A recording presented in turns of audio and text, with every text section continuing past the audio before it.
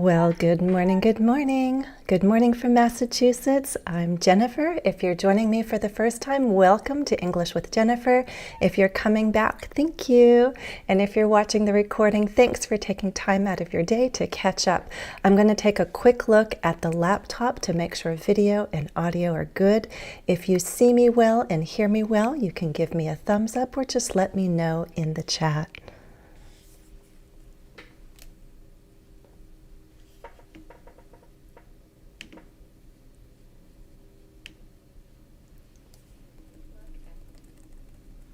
It looks like we're good to go. I want to say hi to Rosaria Bello. Hello there. And I see Stunning Lad 1. Thank you guys. It is a member-only chat at the present time. If you would like to join the chat, you can click join and become a member. My members will also receive a follow-up task, actually a set of tasks, on the community tab after this live stream. So whatever questions come up, whatever kinds of tasks we do, there'll be further practice on the community tab, okay? So let me see if there are any new questions coming in. Okay. I did receive a couple of requests, so I'll address those today. We have about 30 minutes. I usually like to actually push it more towards 60 because I enjoy being with you. So hopefully you have time in your day to stay with me the whole time. If not, it's being recorded so you can catch up. I wanted to check earlier the news, and it was too soon. Today is February 2nd, and it is Groundhog Day here in the US. And when I checked the news earlier, it was too soon to find out whether the groundhog had seen his shadow or not.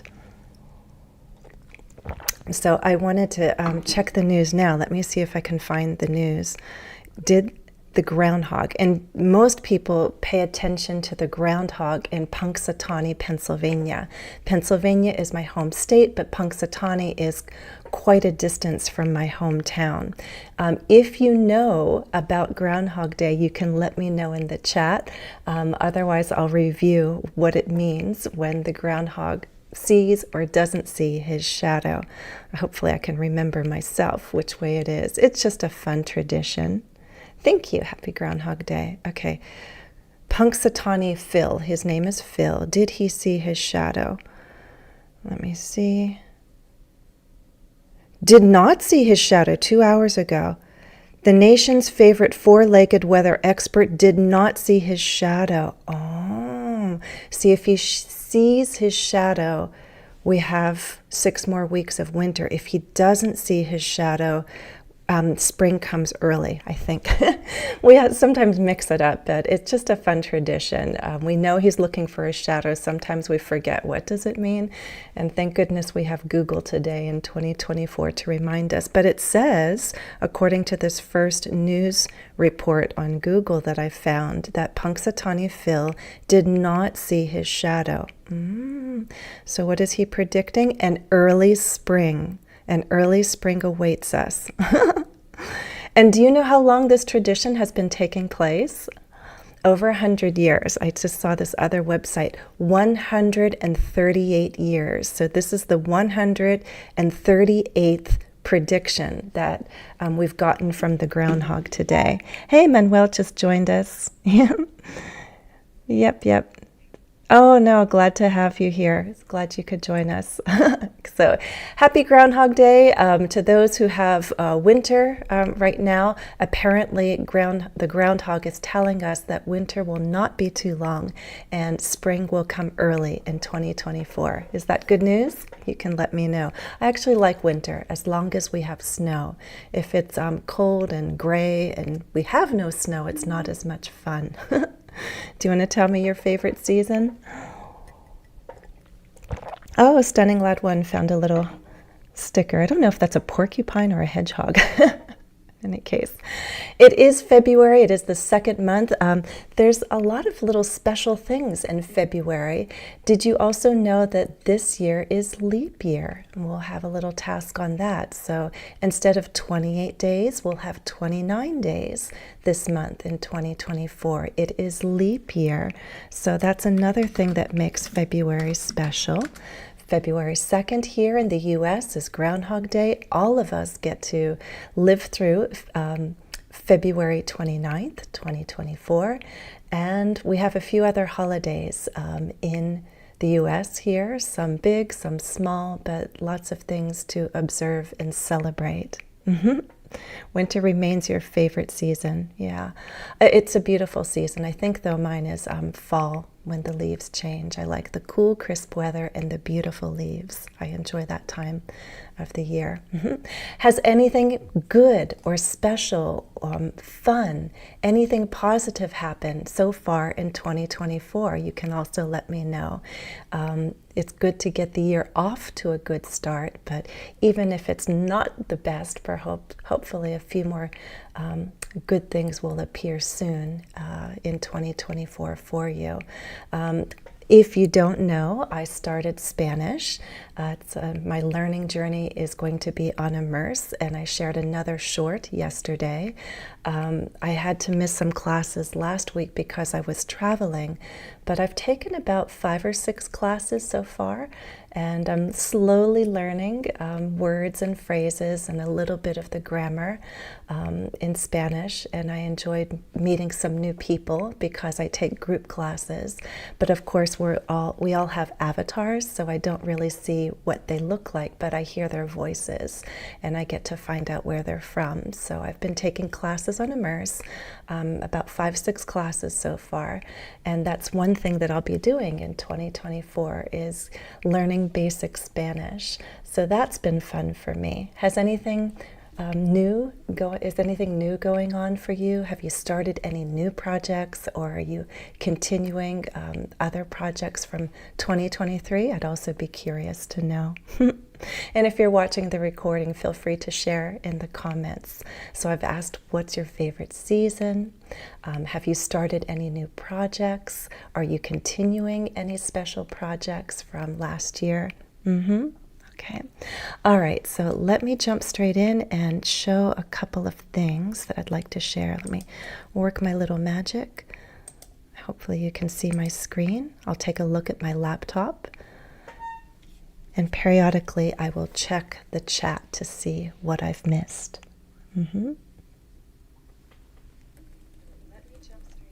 There we go. I hope you can see what I see.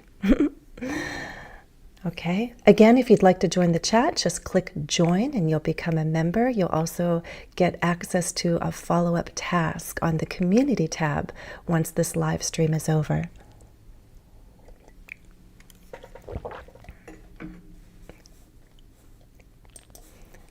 Maybe I'll put it like that. That might be easier to see. Okay. A reminder again, I have some nice freebies for you, some ways to support your independent studies. You have my videos. I want to go beyond my videos, and one way I do that is with my pronunciation toolkit. If you want to focus on vowel sounds in American English, I have a set of digital resources that I'm giving to you for free. You just have to give your email, and then I send you the download link, and voila, you get your access to an MP3 recording, a PDF text, and a how-to video. This is the URL. Let me see if I can copy and paste it. I can try to do that and put it in there, the chat for you there. But I'll tell you what, guys, if you also come to my YouTube channel and click on the links here, this is the About page, and all my links are here. So the first two links are freebies. These are free digital resources that I've prepared and I'm offering to you so that you can extend your studies beyond my videos. The first one is the movie Power Pack. Let's look at the second one. It's a pronunciation toolkit, and it looks like this. So if you come to this page, you just click send me the free toolkit and just follow the steps, and you will get access to the MP3 recording. There's a 6-page PDF, a short how-to video, so lots of opportunity to practice there. Okay, so again, you just click the links and you'll see the 2 freebies there. The second one is the movie Power Pack. The page looks like this. Again, just fill it out, click that you want to build your fluency, and you will get access to those freebies, okay? So you may be wondering, okay, I know, but you have pronunciation videos already, and I've watched those. Yes, but the question is, can you benefit from more practice? Perhaps you can, and let me show you how you might be able to benefit from additional practice with American vowel sounds in English. I have a quick little quiz here for you. Let me see if I can get this to come up like that. And I want to ask you, here's question 1. Groundhog Day is February 2nd. Now listen to the word hog. Which of these words has the same vowel sound? Okay, which of these words has the same vowel sound as hog? Say them to yourself.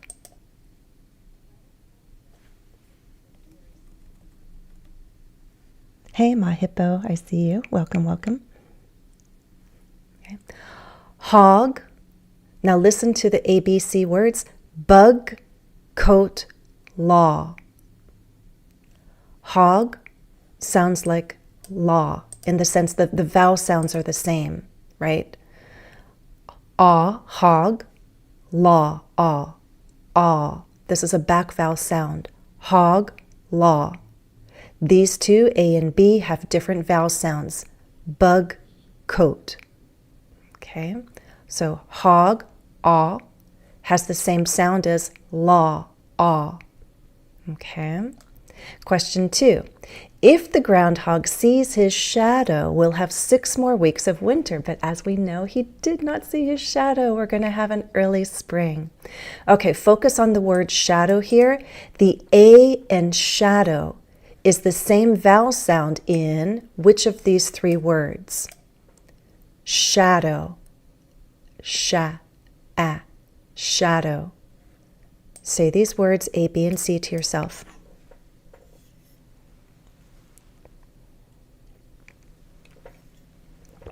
I see my members are guessing. Shadow, shadow. Listen to ABC.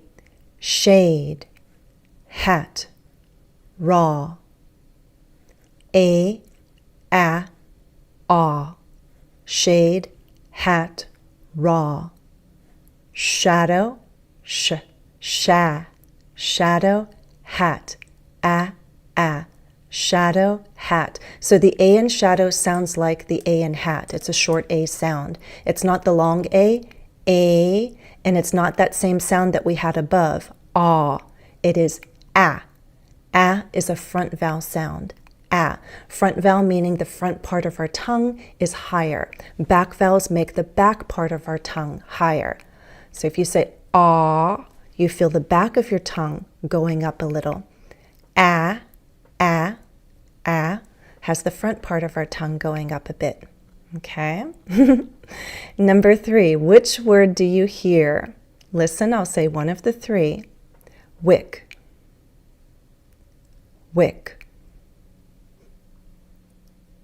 And number 3, which word did you hear? Wick.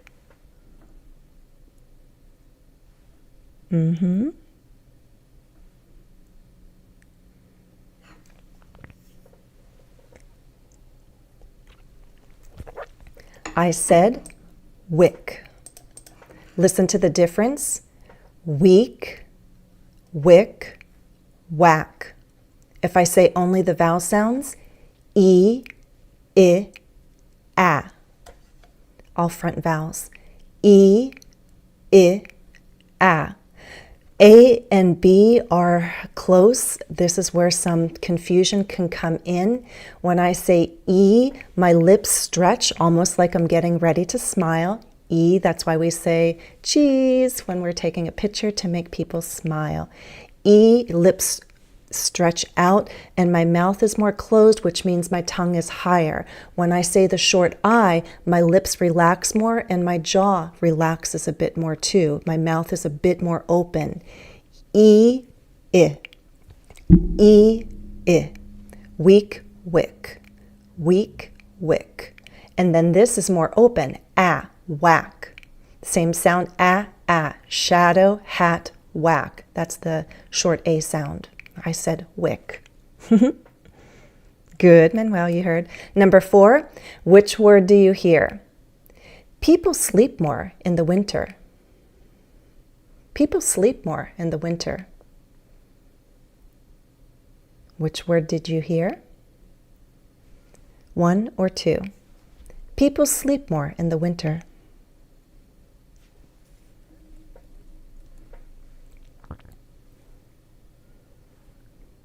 Both can be true, right?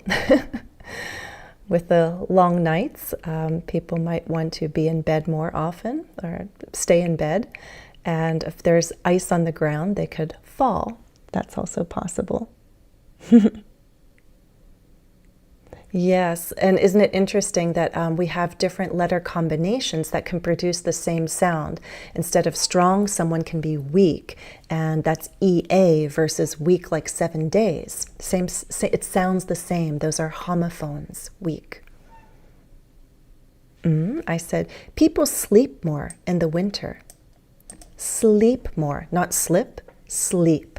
Do you hear it? Let's say that a couple times. First one, people sleep more in the winter.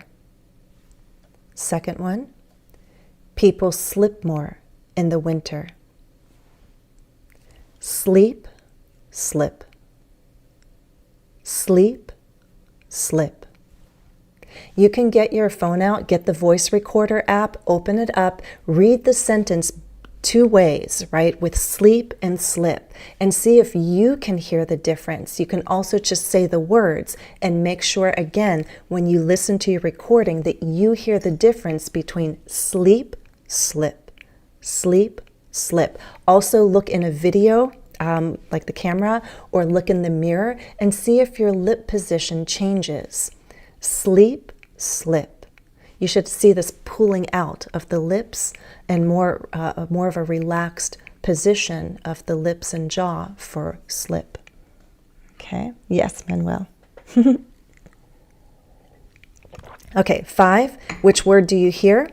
Sometimes people try to taste snow. Sometimes people try to taste snow. Which word did you hear? 1 or 2? Sometimes people try to taste snow.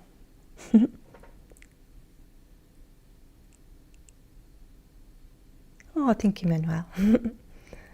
To be honest, context is key, really. If people were just speaking in single words, I might have trouble hearing what they're saying. Like when you hear song lyrics, sometimes we don't catch a word. We actually have to look at the lyrics online to say, what was that word in that line? Because you can't hear it clearly, right? It happens. But usually the context of the phrase or the sentence helps us figure out. If someone's talking about the dangers of winter, they're probably going to say slip. But if you're talking about getting more rest, they're probably going to say sleep. So context is key. Last time, which word do you hear in 5? Sometimes people try to taste snow.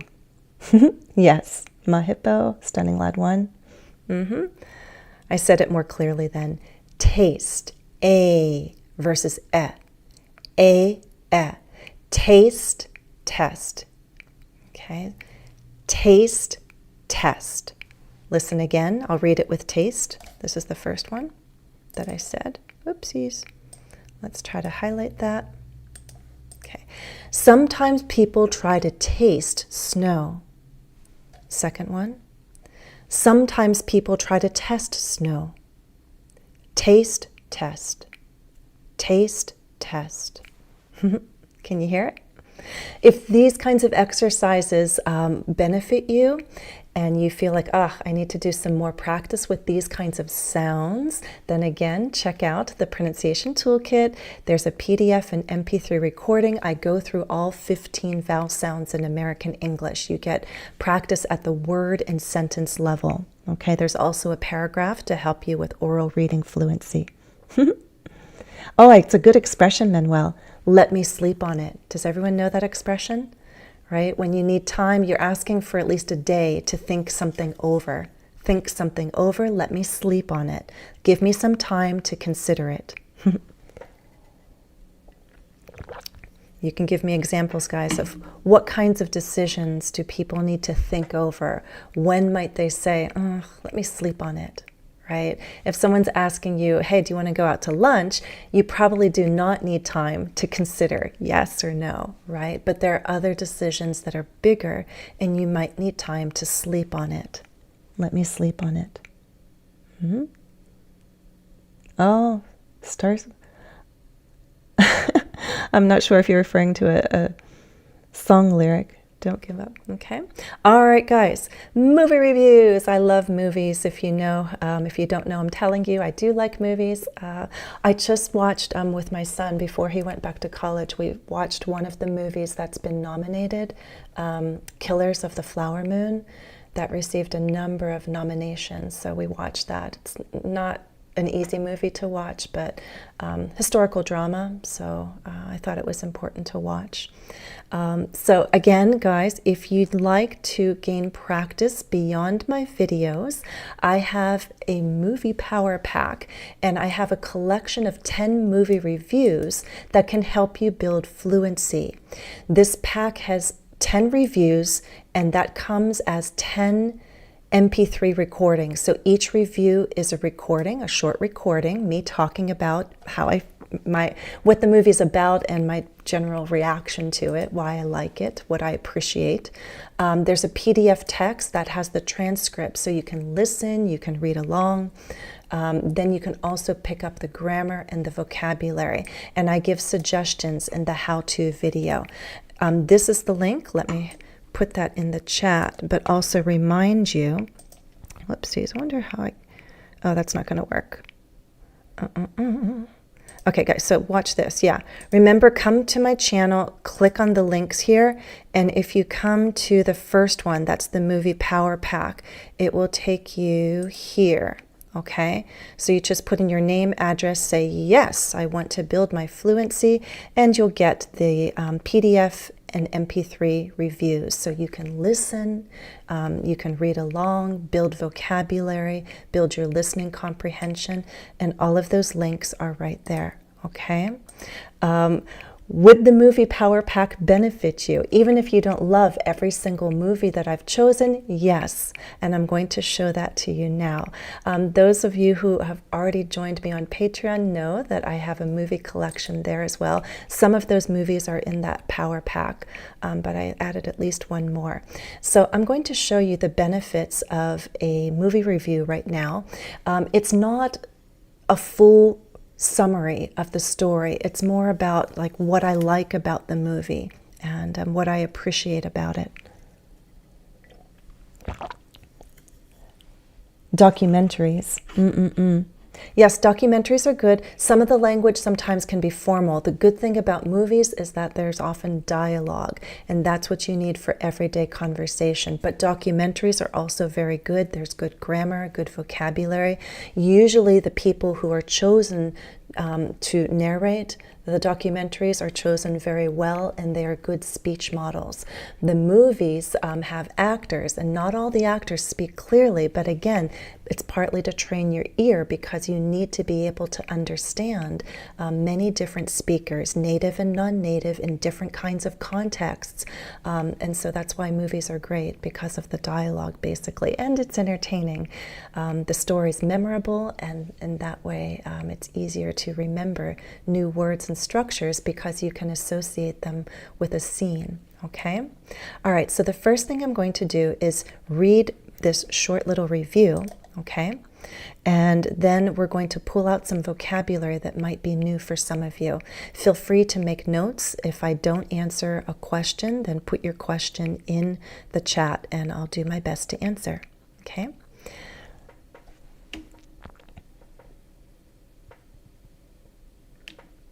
Okay. It's funny, an ad just popped up on my laptop. I apologize if you got it too. I don't know how to control those. Okay, many people already know that I love the movie Groundhog Day, but I also like another Bill Murray movie from 2003. Have you seen Lost in Translation? It stars Bill Murray and Scarlett Johansson. Although there's less humor compared to Groundhog Day, the story is still memorable. The theme of being lost is explored. One can be lost in many senses. For example, one can be lost in a new culture, especially when there's a language barrier. You might try hard to express an idea, yet the intended meaning is not received. In other words, it's lost in translation. Since the movie takes place in Japan, there are plenty of moments when the lack of Japanese hinders communication for the visiting Americans. More serious is being lost in life. This is the key struggle of the main characters. Bill Murray plays an aging actor, and Scarlett Johansson is a young college graduate in a new marriage. Their paths cross at a time when both question where they are in life and where to go from there. What the two need is human connection, and they find it in each other in a very meaningful but platonic relationship. Okay, let me scroll like this. I'll take a look at my laptop and make sure I'm not hiding any words from you. Maybe I can make it a little bit smaller there. Okay. Any new words, any new vocabulary? Oh, you have seen it. Yep. Okay. Okay. Memorable. Okay. Again, words that perhaps you know, but do you use them actively? Memory. Remember, you know the word. Memorable, it's easy to remember. You're able to remember it. A memorable moment, a memorable scene, a memorable movie. Good word there, right? If you don't use that word actively, try using it in a sentence. Create an example, right? I think many of you know this word. How actively do you use it? One can be lost in many senses. Sometimes there's a language barrier. Right? This is what we call when something prevents communication due to the people having different languages. Sometimes this happens even if people are quite proficient. You're trying to translate something, but there's some subtle meaning that gets lost in the translation. So when 100% of your intended meaning isn't conveyed and it's somehow lost, we say it's lost in translation. Right? Lost in translation. A language barrier prevents communication.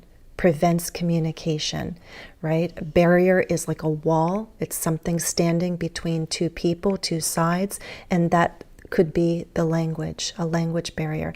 Obviously, if two people don't speak each other's languages, then there's a huge language barrier. But even limited proficiency could create a language barrier. So language barrier is what prevents communication. When something is lost in translation, it's just not fully received. It's not fully understood. If there's a language barrier, then the lack of language hinders communication. When something is hindered, it's held back, it's prevented. It stops communication, it holds it back a little, doesn't allow it to flow easily. Yeah, I've seen Groundhog Day too many times. I can quote easily from the movie. I can't say I love Lost in Translation, but I appreciate the story. I do. I appreciate what it's about. Struggle. Again, it's not just about knowing words, it's about knowing how to use words. And in the movie Power Pack, with each review, you're going to hear and read words that are familiar, and hopefully the context will make it easier to remember how we use these words, like a struggle between, struggle of. There are certain prepositions that go with the word struggle. Struggle for, struggle of, struggle between. This struggle belongs to these characters, so it's the struggle of these characters. So struggle can have different prepositions depending on your meaning. Remember, question is not just a noun, it can be a verb. You can question a reason. You can question where you are in life. You can question your purpose. Question can be used as a verb. This might be new for some of you. Platonic. platonic. So you usually in a movie, if you have a male and female lead, you think, oh, there must be some sort of romance. There's a huge age difference between these characters. Both of them are lost. They're in different periods of their lives, but they're a bit lost in life. They connect almost in a romantic way, but not quite. So platonic means more like friends because there's no sex. There's not a sexual element or relationship there, but they connect in a meaningful way. There can be hints, perhaps, of the romance in this movie. We're not sure exactly what the feelings are between the two characters, but it is platonic. So it's definitely a friendship of some sort, but it's platonic. Okay. Scent of a Woman. Oh, yes. I think I have a review of that somewhere. I might add that maybe to Patreon. I do like that movie. I have some favorite scenes, the memorable scenes. It's a difficult drama to watch at times, but there are some very, very memorable scenes from Scent of a Woman. I agree, Manuel. Okay. Hinder. Did you get that, my hippo? So hinder holds you back. And look at the vocabulary.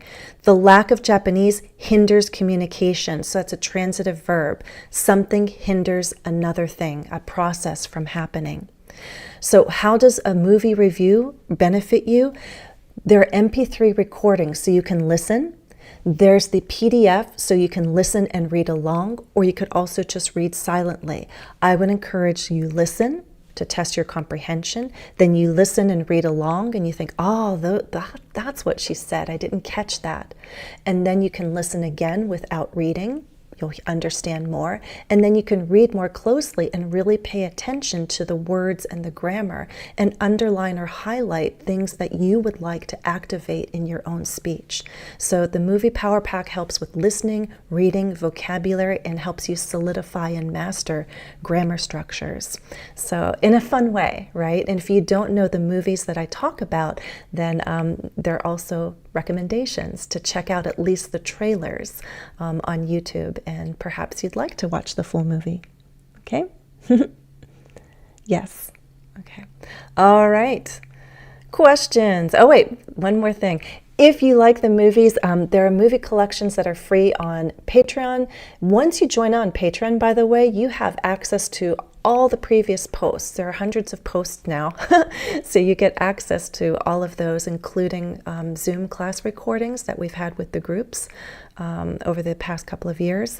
Right now, Patreon lifelong learners get 2 classes a month. The 2 classes this month are for February 9th and February 23rd. All right. 9 o'clock Boston time, this time. And we meet for about 75 minutes, a little over an hour, so that we have time for practice and then time for Q&A. I shower my members with pre- and post-lesson tasks to keep them busy, but in a good way. I really like to offer the opportunity to prepare them for a lesson and extend learning after the lesson. So if you really dive in and receive all that I offer, you can get a lot of practice and also feedback because there are different kinds of submissions that I allow. Sometimes it's writing, sometimes it's speaking.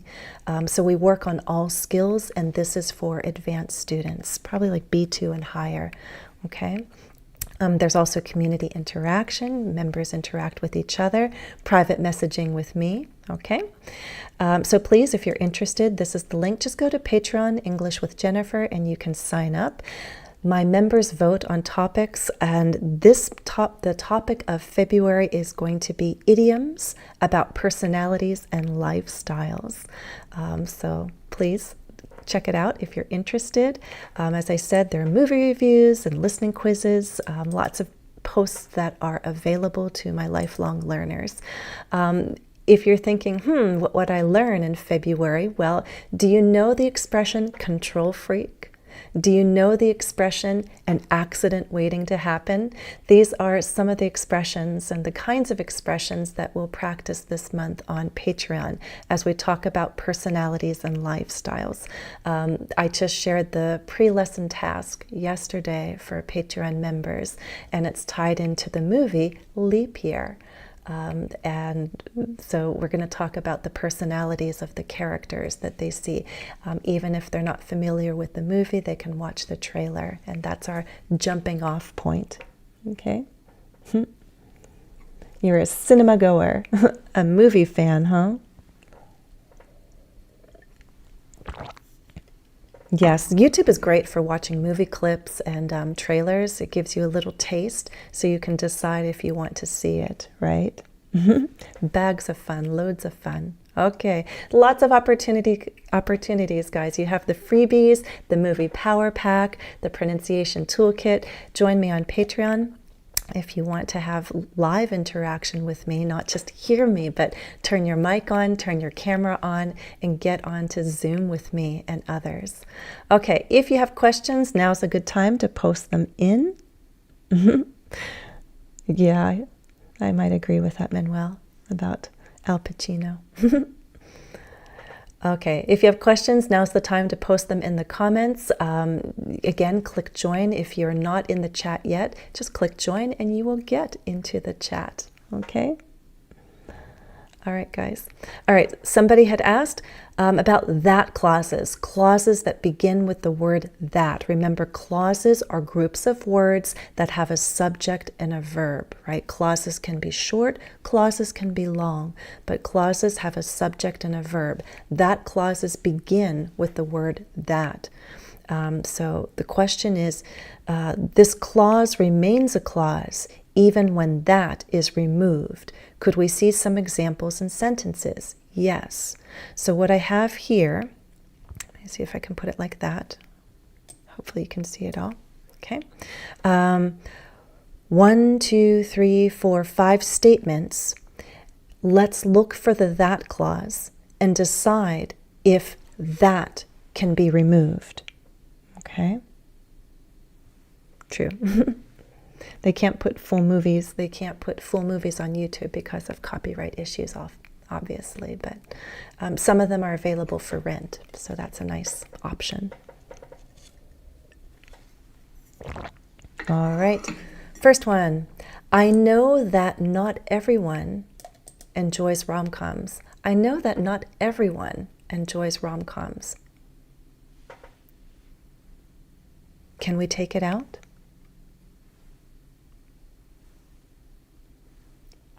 You say it aloud and you think, okay, let's think about it. Does it sound okay? Does it still sound clear? I know not everyone enjoys rom-coms.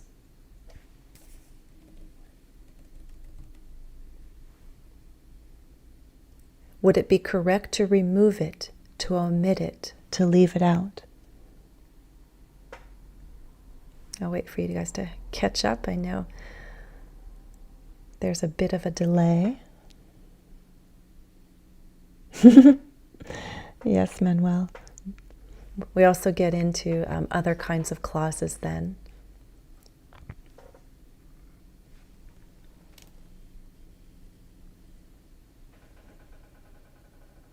Remove it, yes.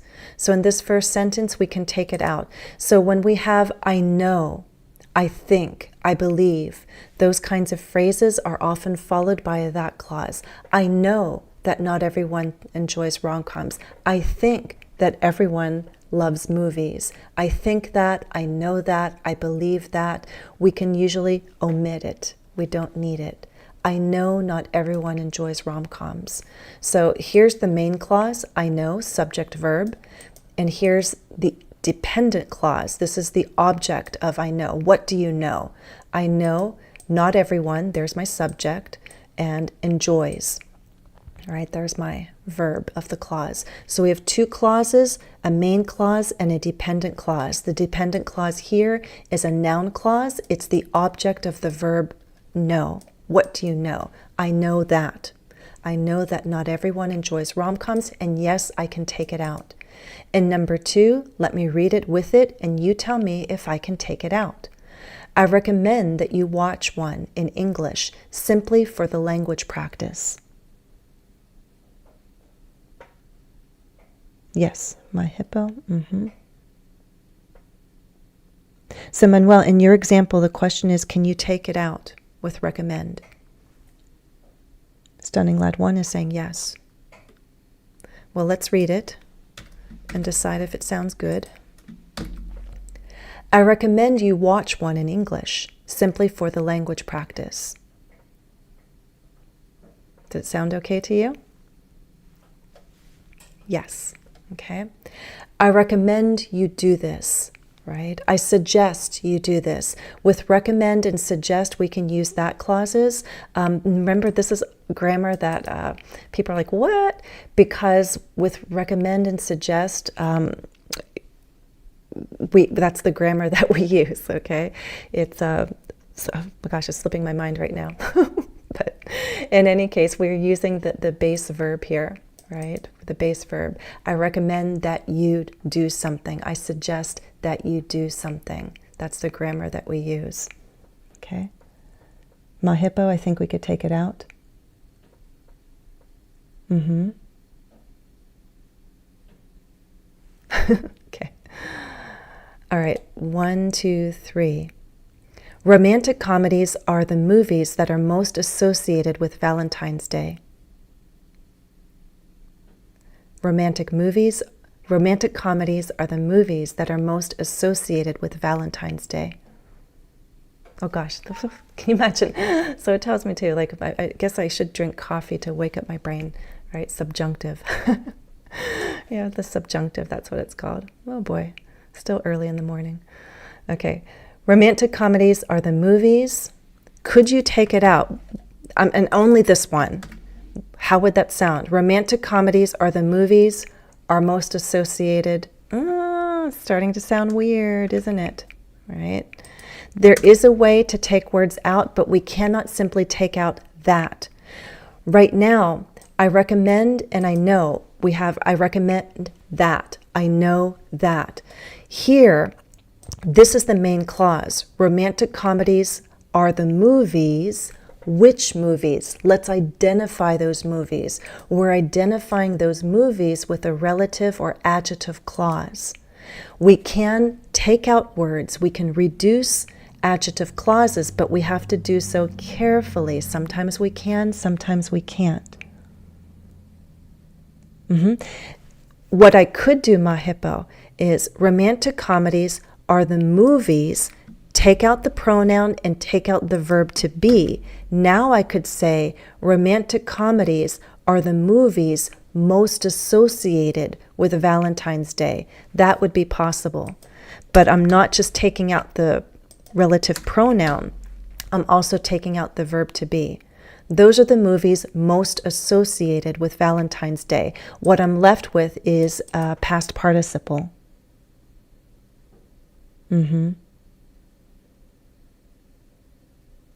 Yes. Okay. So you cannot simply take out that here, but you could take out that and the form be, and you're usually left with a present or past participle. Okay. Next one, not all viewers are comfortable with lots of on-screen affection. And yes, there's a lot of that in a romantic comedy. Let me go a little bigger now. Okay, so hopefully some of you I know are on phones. I apologize if the text is small. Okay. Not all viewers are comfortable with lots of on-screen affection. And yes, there's a lot of that in a romantic comedy. Would it be weird to take it out? There's a lot of in a romantic comedy. Yes, it would be weird because we have a pronoun again. We need that pronoun. A lot of what? A lot of that, right? For needs to stay. Yes. You could change it to a lot of it. You could possibly say it instead of that. But we're referring back to on-screen affection. So no, we cannot take it out. Let's put that in and say keep it. You could take both of these words out together, but not just one. And the last one, rom-coms have plenty of everyday conversation, and that is why I would recommend them for language practice. Read the sentence to yourself again and ask, does it sound okay to take it out?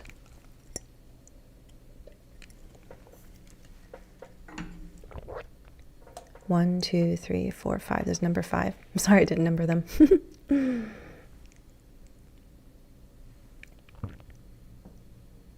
That is why. Because the focus is on the WH clause, right? We need this. Right? That is why. That is why. We need that for the grammar. We can't take it out.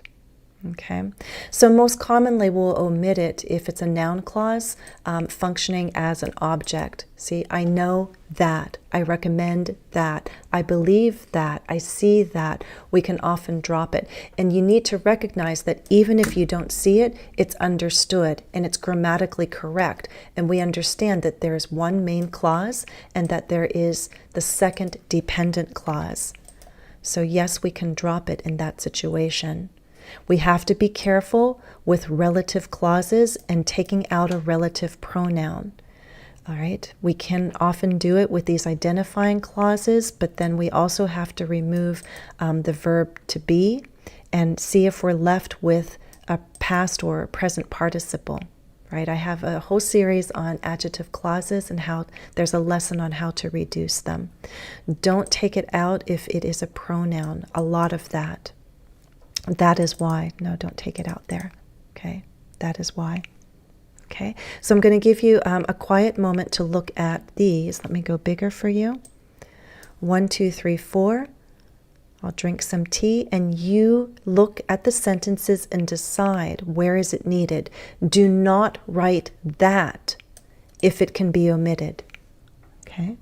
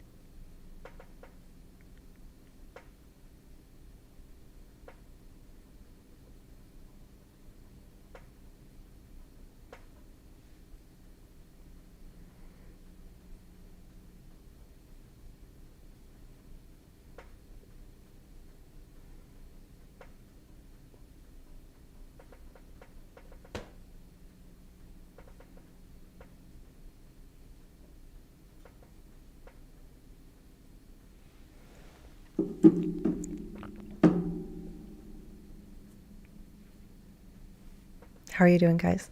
And Manuel, I see your question. I usually sort cleft sentences like, you could put the WH at the beginning, like, what I need to do is call her, right? You can put the WH question at the beginning, if that's what you're asking about. You could also form clefs with it, right?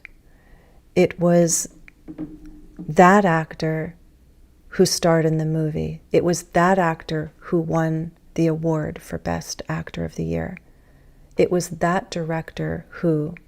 You can form those kinds of sentences, right? So I think it would be good, Manuel, let's hold on to that question. Maybe in the March live stream, we can make that a topic, cleft sentences.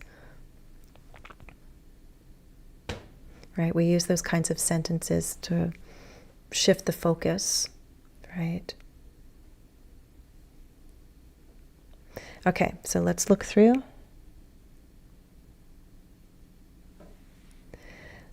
Leap year is something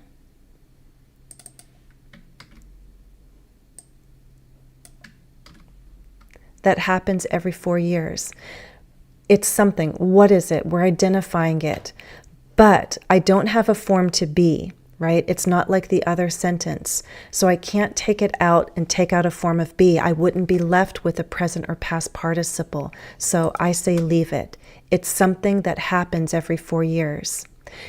Possibly it's something happening, but with this sentence it doesn't sound good. Just because you can figure out a way to possibly reduce it doesn't mean it sounds the best, or sounds the clearest. So I personally would leave it here. Leap year is something that happens every 4 years. Okay, 2. The movie Leap Year is based on a Celtic or a Celtic tradition that allows a woman to propose to a man on February 29th. Again, we have an adjective or relative clause. What kind of tradition? A tradition that or which allows a woman to propose to a man, right? Again, I see that. I do not have a verb to be. I would not be left with a present or past participle. We might think about a tradition allowing a woman, possibly. So it's based on a Celtic tradition allowing a woman. I would still prefer to keep it. Celtic, you can say it 2 different ways. It's a tradition that allows a woman to propose to a man on February 29th. 3. My hippo, I agree. I wouldn't suggest, a young lady, you could say it definitely. I wouldn't suggest that a young lady follow this tradition if she has any doubt about the man wanting to get married, right? Why would you ask someone to marry you if you think you have doubts about them wanting to do so? So remember, with suggest and recommend, that's the subjunctive. You can do that, and no matter what the subject is of the dependent clause, we use the base verb, right? I wouldn't suggest that a young lady follow this tradition. I wouldn't suggest she follow. I wouldn't suggest that she follow. So we don't need it. And 4, what are you saying? Not needed. Many would agree it's best to propose marriage after the 2 people have had a chance to get to know each other. Yes. Agree that, think that, believe that, know that. Anytime we have those kinds of words, we then have that clause, and it functions as the object of the verb. We do not need to use that in those cases. Okay? So 3 and 4, leave it out. Okay? Any questions? Okay. All right, guys. Final question, and we're winding down. It is after February 2nd. The next holiday that most Americans look forward to is February 14th, Valentine's Day. It is a day associated with romance, but we've expanded it to all forms of love. So it's also a day where we can celebrate our friendships. We can give little gifts to classmates, colleagues, friends. Children at schools often share little treats with their classmates, or share Valentines, little cards, and they sign, the messages with kindness and friendship expressed on them. And so I thought this question is appropriate for the upcoming holiday. What are terms of endearment? Terms are words. Endearment. People that you hold dear. People that you hold in affection. So what words do you use when you talk to people for whom you have affection? It could be a significant other, like a spouse, boyfriend, girlfriend, but could also be children, right? Grandchildren, nieces, nephews, people that you feel affection for. What are terms of endearment? Perhaps some of my members can suggest a few, and I'll also go over a number of others.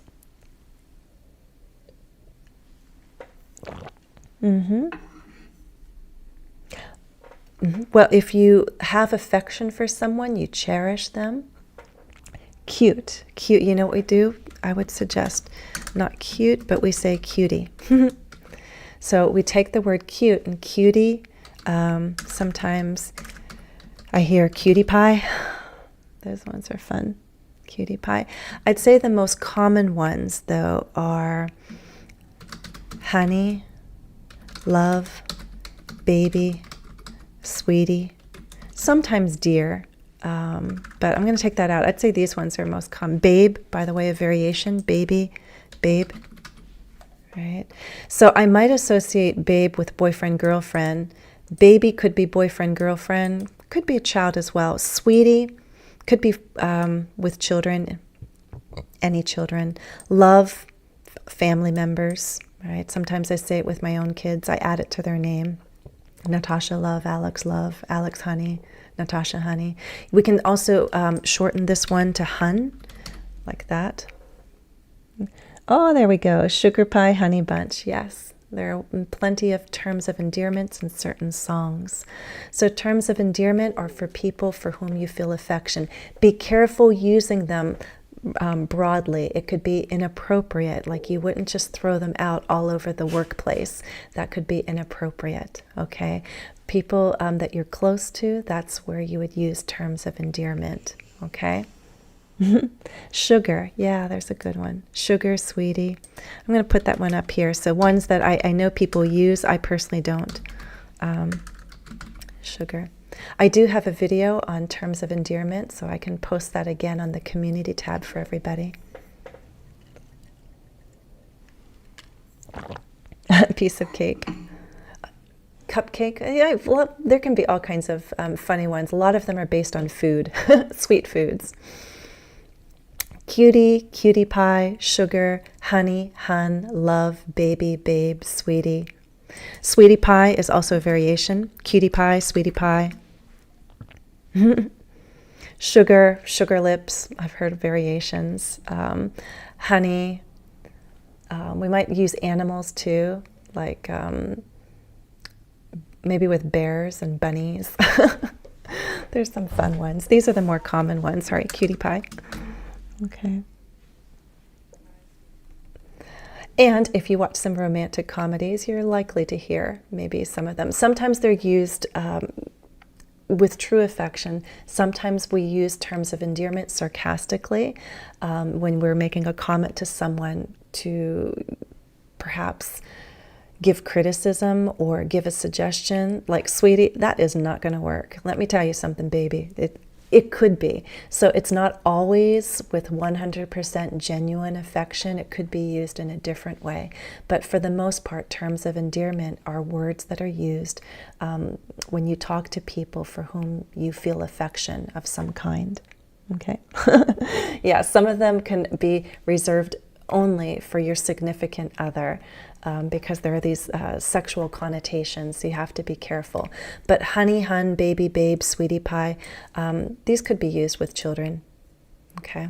If you're a parent or an uncle and a niece, or not niece, so if you have nieces and nephews, children, grandchildren, you might have it. You might use these terms of endearment, okay? Alrighty, so I think we're at the end of our questions. I don't see new ones. I'll remind the members that there will be follow-up tasks on the community tab later today, okay?